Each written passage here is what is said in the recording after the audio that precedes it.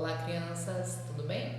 Hoje eu vim aqui na nossa salinha para mostrar o cartaz das vogais, onde eu vou ajudar vocês a prestar atenção na vocalização e na pronúncia dos sons dessas letrinhas.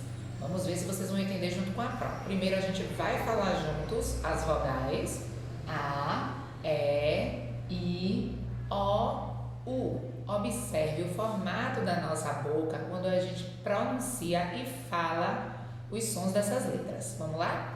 A, E, nossa boquinha fecha mais um pouquinho, ó. E, I, nossa boca fica esticadinha. I, O, ela fica redondinha.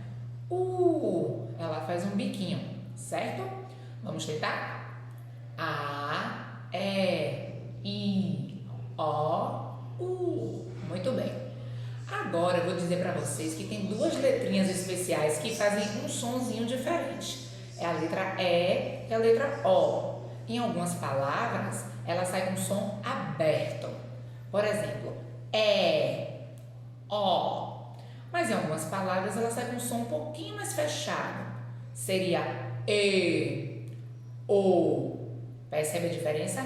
E, O. Então agora nós vamos repetir esses sons, lembrando do formato da nossa boca. Vamos lá?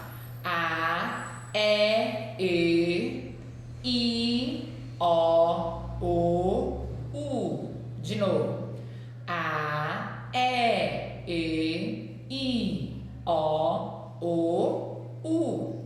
Quero ver você treinar em casa, tá bom? Combinadinho?